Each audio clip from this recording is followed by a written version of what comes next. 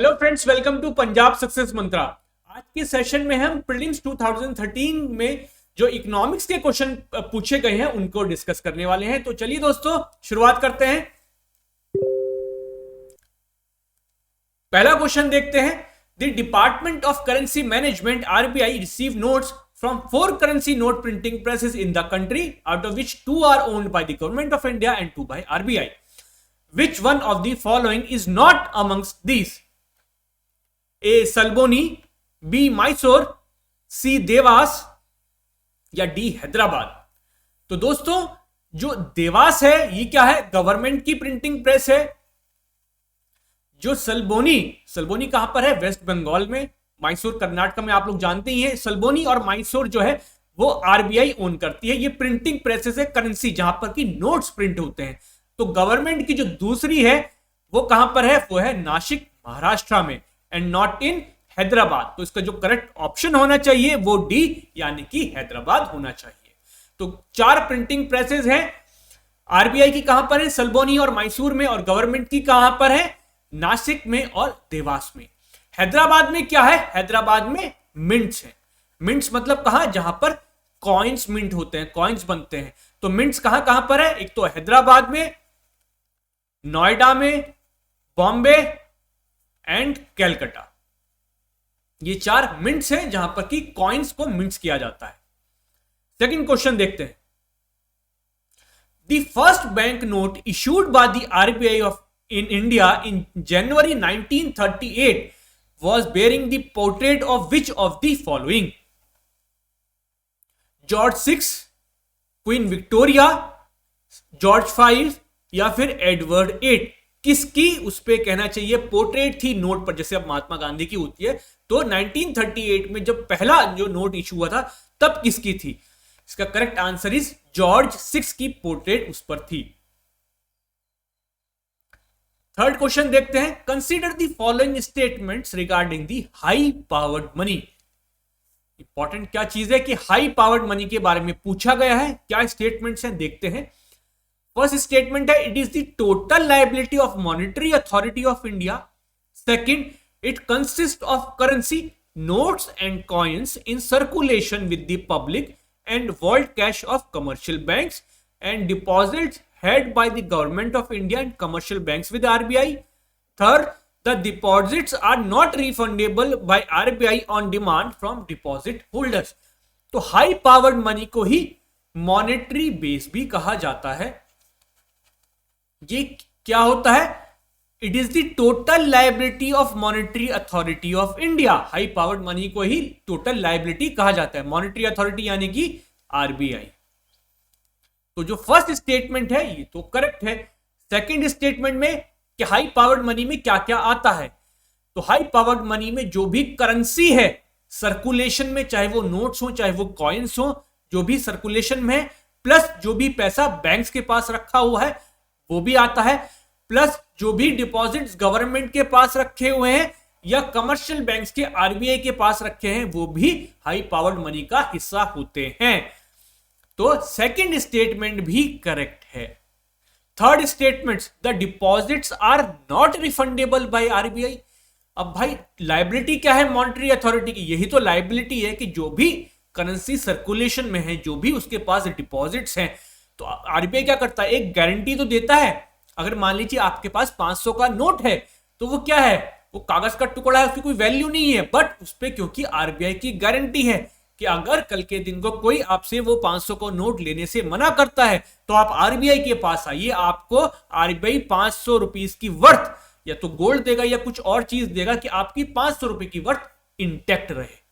तो ये तो क्या है? आरबीआई की गारंटी है, यही उसकी लायबिलिटी है। तो आरबीआई जो है वो मना नहीं कर सकता है रिफंड करने के लिए।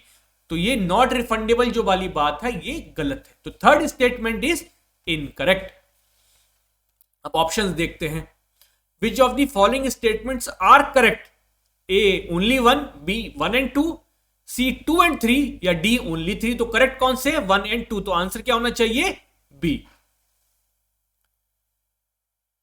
तीसरा क्वेश्चन देखते हैं। Consider the following statements regarding managed floating exchange rate system. Managed floating rate क्या होता है? वो इसके बारे में कुछ ऑप्शंस दिए गए हैं। It is a mixture of fixed and flexible exchange rate system. Second, it is also called dirty floating. Third, India's exchange rate policy has not yet shifted to manage floating exchange rate system. Under this system, the government central banks do not intervene to buy and sell foreign currencies in an attempt to moderate exchange rate movement. तो manage floating exchange rate system को dirty floating भी कहा जाता है। सबसे पहली बात तो ये, तो सेकंड स्टेटमेंट तो करेक्ट है। और मैनेज फ्लोटिंग क्या होता है? मैनेज से समझ में आना चाहिए कि जो फिक्स्ड और फ्लेक्सिबल के बीच का है। तो फिक्स्ड में क्या होता है कि गवर्नमेंट या फिर मॉनेटरी अथॉरिटी जो है वो एक्सचेंज रेट को डिटरमाइन करती है। फ्लेक्सिबल में क्या होता है कि पूरा का पूरा मार्केट डिटरमाइंड होता है, उसमें आपकी जो मॉनेटरी अथॉरिटी है, गवर्नमेंट है, वो इंटरवीन नहीं करती है। मैनेज फ्लोटिंग में क्या होता है कि इन जनरल यूजुअली जो है मार्केट डिटरमाइंड एक्सचेंज रेट ही होते हैं, लेकिन अगर एक्सचेंज रेट बहुत ज्यादा बढ़ जाए या बहुत ज्यादा घट जाए तो जो आपकी मॉनेटरी अथॉरिटी है या गवर्नमेंट है वो इंटरवीन करती है। कभी कभी, यूजुअली नहीं करेगी, लेकिन कभी कभी इंटरवीन करेगी।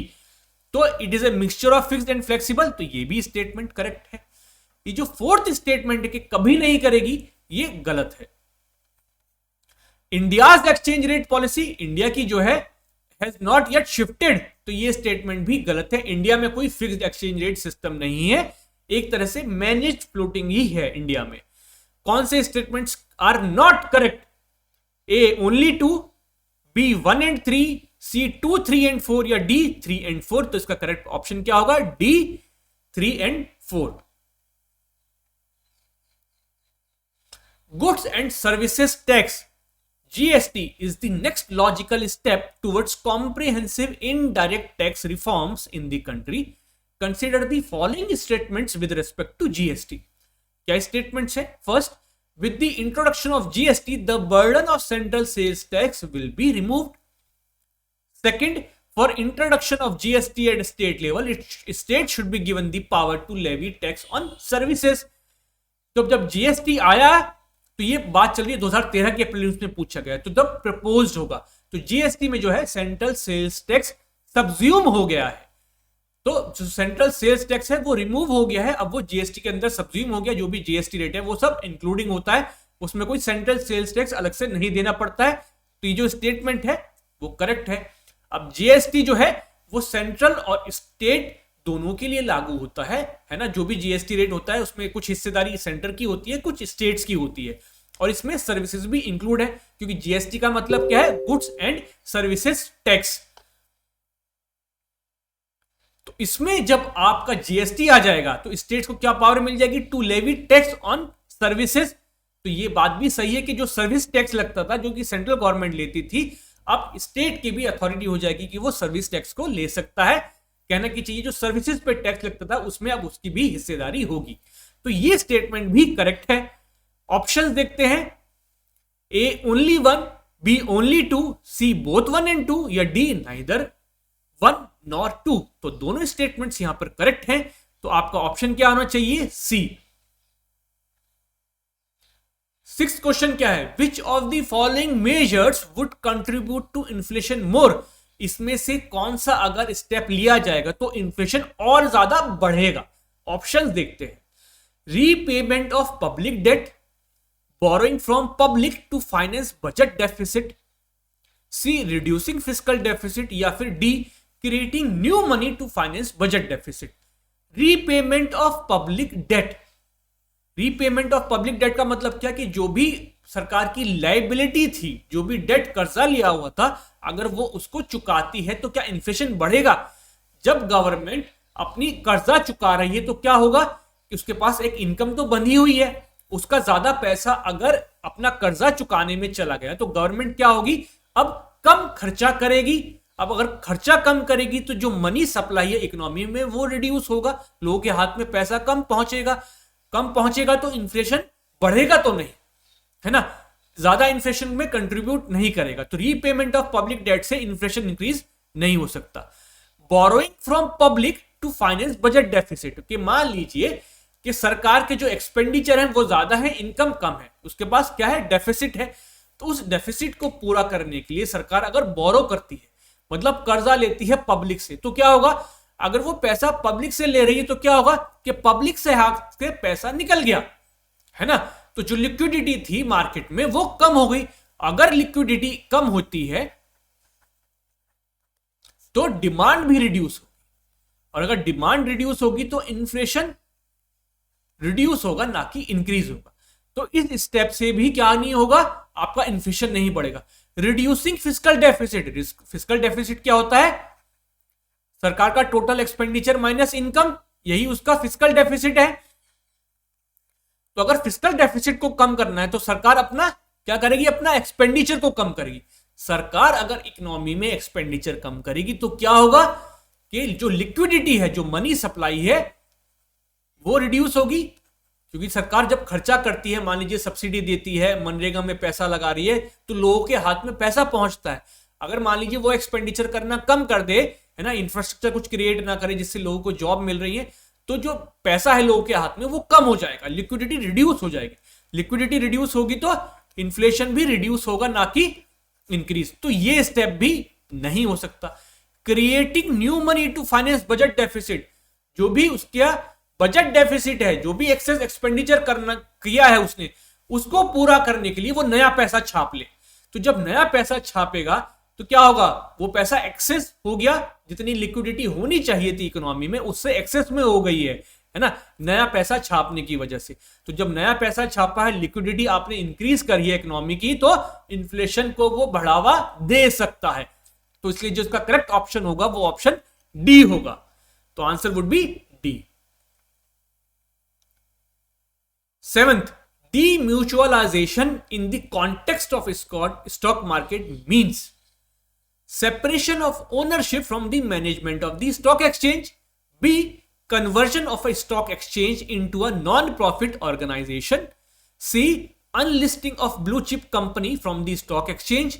या D, awarding trading rights by company to a merchant bank.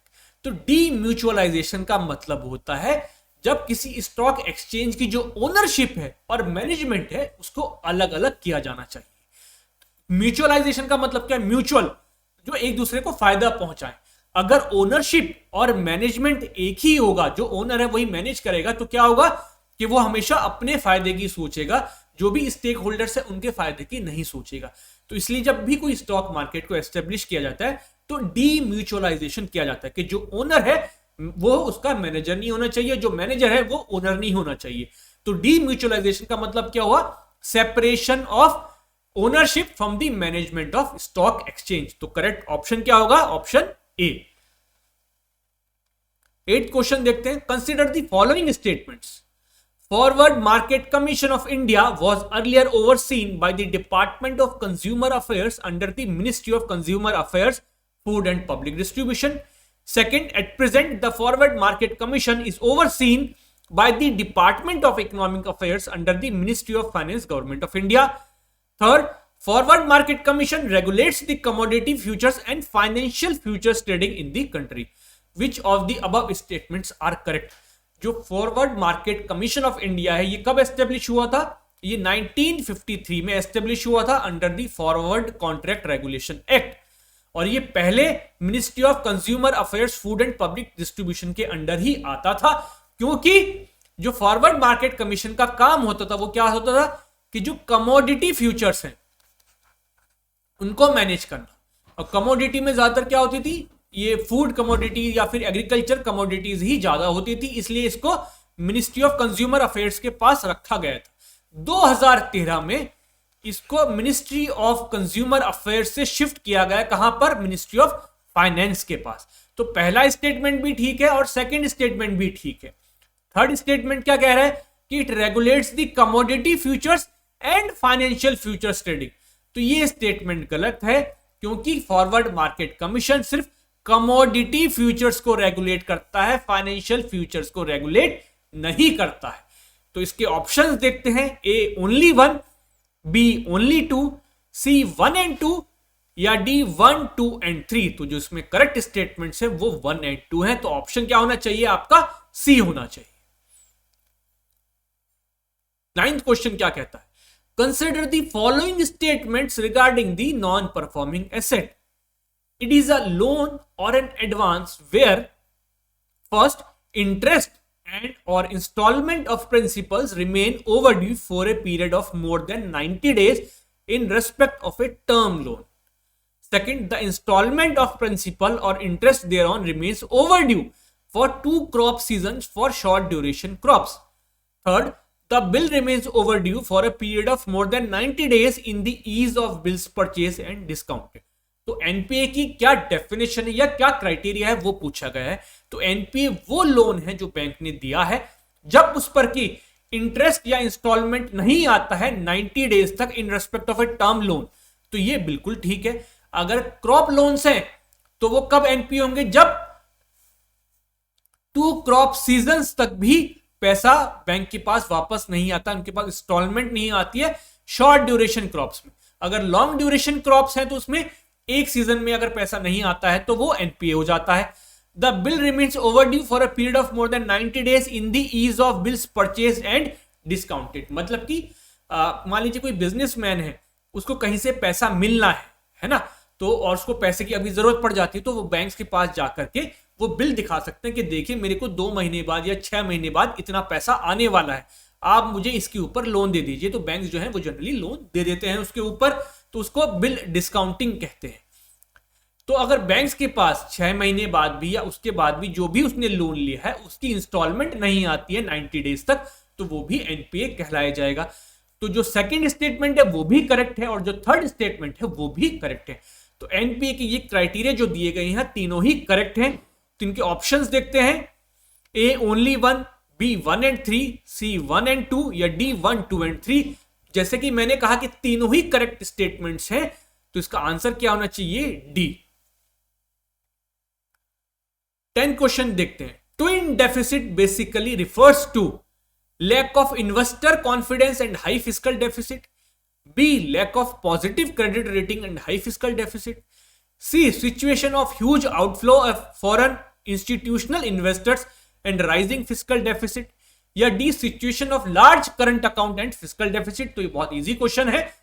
Twin deficit का मतलब क्या होता है? Current account deficit and fiscal deficit. Current account deficit का मतलब क्या? Excess of imports over exports, और fiscal deficit excess of expenditure, government expenditure in relation to its income. तो twin deficit is current account deficit and fiscal deficit. तो इसका option होगा D. 11th, consider the following liquid assets. थोड़ा सा tricky question है, ध्यान से देखिएगा. First, demand deposit with the banks. Second, time deposit with the banks. Third, saving deposit with the banks. या fourth, currency. The current sequence of their decreasing order of liquidity is. इसकी liquidity का order पूछा गया decreasing order में, मतलब जो सबसे ज्यादा लिक्विड एसेट है उसको सबसे पहले लगाना है और जो सबसे कम है उसको सबसे बाद में लगाना है. तो देखिए, सबसे ज्यादा लिक्विड मतलब जो बहुत इजीली जिसको आप एक्सचेंज कर सकते हो, वो लिक्विड एसेट का मतलब हो. लिक्विड मतलब जैसे आप कैश है, करेंसी. करेंसी क्या है? बहुत लिक्विड है, इसके बदले में आप कोई भी चीज ले सकते हो, कहीं भी इसको यूज कर सकते हो, तो ये ज्यादा लिक्विड एसेट है. तो करेंसी जो है सबसे ज्यादा लिक्विड होती है. तो सबसे पहले तो 4 आना चाहिए. तो आपका ए ऑप्शन जो है वो तो चला गया. अब बी सी डी में से कोई सा हो सकता है. Demand deposit with the banks, saving deposit with the banks, या time deposit with the banks. अब इसमें देखते हैं कि कौन सा हो सकता है. देखिए, डिमांड डिपॉजिट का मतलब है कि जो ऑन डिमांड, अगर आपने बैंक में कोई डिपॉजिट रखा है, वो डिमांड डिपॉजिट है, तो बैंक्स को जैसे ही आप बैंक पे पहुंचेंगे, आप डिमांड करेंगे कि मेरा पैसा मुझे वापस करिए, तो वो जनरली सेविंग बैंक अकाउंट्स की बात चल रही है ना, कि जब भी आप जाते हैं बैंक से तो वो पैसा आप ले सकते हैं. तो वो ऑन डिमांड है, डिमांड डिपॉजिट है. तो डिमांड डिपॉजिट की लिक्विडिटी भी ज्यादा होती है. अब इसमें 2 ऑप्शन दिए गए हैं, डिमांड डिपॉजिट और सेविंग डिपॉजिट. जनरली जो लेमन लैंग्वेज में डिमांड डिपॉजिट्स हैं और सेविंग डिपॉजिट्स हैं वो लगभग एक ही होते हैं, क्योंकि सेविंग डिपॉजिट भी ऑन डिमांड आपको बैंक को देने पड़ेंगे आपके पैसे वापस, जो भी आपके सेविंग अकाउंट्स में होते हैं. लेकिन कभी कभी सेविंग डिपॉजिट्स में क्या होता है कि आप कोई आरडी वगैरह खुलवा लेते हैं, या आपने कोई सेविंग डिपॉजिट के ऊपर कोई छोटा मोटा लोन ले रखा है, तो कभी कभी क्या होता है कि वो सेविंग डिपॉजिट उतने लिक्विड नहीं रहते हैं as compare to demand deposit, जहां पे मान लीजिए कोई आरडी वगैरह नहीं हो रखी है. तो डिमांड डिपॉजिट क्या होंगे, थोड़े ज्यादा लिक्विड होंगे। तो 4 के बाद क्या आएगा, आपका 1 आएगा। उसके बाद आपकी सेविंग डिपॉजिट और टाइम डिपॉजिट क्या होते हैं, जैसे कि आपकी एफडी है ना, फिक्स डिपॉजिट कि आपने 2 साल के लिए 5 साल के लिए एफडी कर दिए, तो उतने टाइम के बाद ही आप वो पैसा निकाल सकते हैं।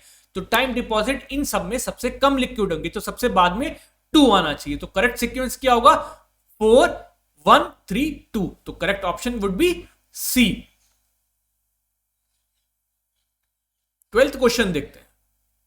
Which of the following is or are a part of capital account of balance of payment? जो बैलेंस ऑफ पेमेंट होता है उसमें जो कैपिटल अकाउंट है, तो कैपिटल अकाउंट में क्या चीजें आती हैं, या तो वो सारे डॉलर्स या पैसे जो कि आप किसी तरह का डेट है या किसी तरह का कर्जा है, या फिर वो डॉलर जो कि रिवर्सिबल है, पैसा वापस लिया जा सकता है या पैसा वापस जा सकता है, उस तरह के जो भी ट्रांजैक्शंस होंगी बैलेंस ऑफ पेमेंट में, वो कैपिटल अकाउंट के अंदर आती है, वो कैपिटल अकाउंट का पार्ट होती है। ऑप्शंस देखते हैं। First, portfolio investment. Second, external assistance. Third, NRI deposit. Choose the correct answer from the following. तो जो पोर्टफोलियो इन्वेस्टमेंट है, पोर्टफोलियो इन्वेस्टमेंट मतलब जो हमारे शेयर मार्केट में पैसा लगाते हैं या हमारी कंपनीज के शेयर खरीद लेते हैं, तो इनको कहता है पोर्टफोलियो इन्वेस्टमेंट। मतलब अगर टेक्निकली कहें तो अगर लेस देन 10% शेयर खरीदता है कोई भी बाहर का इन्वेस्टर हमारी कंपनीज के, तो उसको पोर्टफोलियो इन्वेस्टर कहा जाता है। तो उसने शेयर खरीदा है तो ये शेयर वो बेच के वापस जा भी सकता है, मतलब जो भी उसने डॉलर्स इन्वेस्ट किए हैं वो उसको निकाल करके वापस जा सकता है। मतलब कि क्या है, ये रिवर्सिबल है। तो पोर्टफोलियो इन्वेस्टमेंट कहां आएगा, कैपिटल अकाउंट में ही आएगा। एक्सटर्नल असिस्टेंस का मतलब क्या होता है, जब कोई बाहर का कोई फाइनेंशियल इंस्टीट्यूशन है, मान लीजिए वर्ल्ड बैंक है ना, वर्ल्ड बैंक जो है किसी चीज के लिए, मान लीजिए कि स्वच्छ भारत अभियान के लिए कुछ असिस्टेंस दे रहा है, तो एक्सटर्नल असिस्टेंस का मतलब क्या है कि बहुत लंबे पीरियड बाद आपको ये वापस चुकाना होता है, कि 30 साल या 40 या 50 साल बाद आपको चुकाना है, बहुत जल्दी चुकाने की जरूरत नहीं है, बट ये आपको वापस करना है, ये एक तरह की डेट है ना। तो एक्सटर्नल असिस्टेंस भी क्या है, आपका पार्ट ऑफ कैपिटल अकाउंट आएगा। एनआरआई डिपॉजिट, अब एनआरआई ने किसी ने डिपॉजिट किया है, मान लीजिए हमारे बैंक खाता खुलवाया है, किसी तरह का डिपॉजिट किया है, तो वो उसको कल के दिन को निकाल भी सकता है, तो ये भी क्या है, रिवर्सिबल है, तो इसलिए ये भी कैपिटल अकाउंट का ही हिस्सा होंगे। ऑप्शन देखते हैं, A 1 and 2, B 1 2 and 3, C only 1, या फिर डी ओनली 3। तो मैंने कहा कि तीनों ही 1 2 और 3 ये they are part of capital account, तो इसका करेक्ट ऑप्शन क्या होगा, बी। 13th क्वेश्चन क्या कहता है, where is the stock exchange located in Punjab. Punjab में स्टॉक एक्सचेंज कहां पर है, A Jalandhar, B Patiala, C Amritsar, या D none of the above. तो स्टॉक एक्सचेंज जो पंजाब में लोकेटेड है वो इन किसी भी शहर में नहीं है, बल्कि वो कहां पर है, वो लुधियाना में लोकेटेड है। तो इसका ऑप्शन क्या होगा, ऑप्शन डी।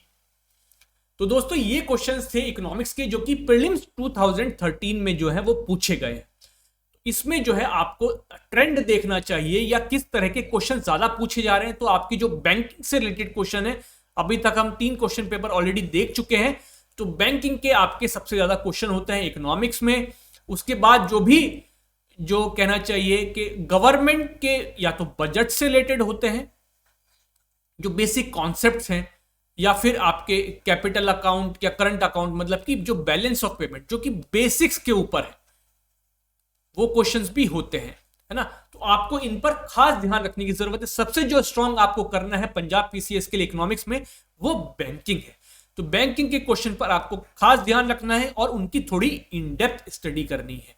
तो जो हमारा एम है वो ये है कि जो भी पिछले क्वेश्चंस पेपर हुए हैं उसमें एक तो ये देखना कि किस सब्जेक्ट का कितना वेटेज आ रहा है। जैसे आप इकोनॉमिक्स का देखें तो अच्छा खासा वेटेज है, और ये वेटेज इंक्रीज हुआ है। 2013 में अगर 13 क्वेश्चन आए थे, 2020 में देखें तो 20 क्वेश्चन आए थे। तो जो वेटेज है इकोनॉमिक्स का वो इंक्रीज हुआ है। बैंकिंग का हमेशा से अच्छा वेटेज रहा है, देखने को मिला है हमें, चाहे वो 2013 का हो, 15 का हो, 20 का हो, 18 का हो, हर एक में क्या है कि बैंकिंग के क्वेश्चन अच्छे खासे पूछे जाते हैं। सेकेंडली फिर जो बेसिक कॉन्सेप्ट्स हैं, current account deficit, capital account है, बैलेंस ऑफ पेमेंट से रिलेटेड क्वेश्चन है, बजट से रिलेटेड क्वेश्चन है, ये सारे क्वेश्चन भी पूछे जाते हैं। और तीसरा जो इंपॉर्टेंट चीज है वो है आपके करंट अफेयर्स से रिलेटेड क्वेश्चन, जो भी इकोनॉमिक्स के करंट अफेयर्स से आते हैं। तो करंट अफेयर्स में आपको किस चीजों पर ध्यान देना है कि जो भी आपका इकोनॉमी सेक्शन होता है ना, आपके न्यूज़पेपर का, चाहे आप हिंदू पढ़ते हैं या इंडियन एक्सप्रेस पढ़ते हैं, तो उसमें जो भी टर्मिनोलॉजीज आती है वो आपको खास ध्यान में रखने की जरूरत है ना। कि मान लीजिए कोई क्वेश्चन आए कि रेपो रेट के बारे में, कि आरबीआई ने रेपो रेट इंक्रीज कर दिया, तो आपको पता होना चाहिए कि रेपो रेट क्या होता है, मॉनेटरी पॉलिसी क्या होती है। या मान लीजिए ये आया कि आईपीओ होने वाला है, तो आपको थोड़ा पता होना चाहिए, क्योंकि स्टॉक एक्सचेंज से रिलेटेड भी कुछ क्वेश्चन पूछे गए हैं। तो आप आईपीओ के बारे में थोड़ा सा पढ़ लीजिए कि आईपीओ क्या होता है। तो इस तरह से जो अखबार में टर्मिनोलॉजीज आती है इकोनॉमी की, उसका आपको थोड़ा बहुत पता होना चाहिए, क्योंकि उनसे कभी भी क्वेश्चन बन के पूछा जा सकता है। Thank you so much friends, और मुझे उम्मीद है कि आपको ये सीरीज पसंद आ रही होगी, आपको पता चल रहा होगा कि इकोनॉमिक्स में किस तरह के क्वेश्चन जो है प्रीलिम्स में पूछे जाते हैं। Thank you so much friends.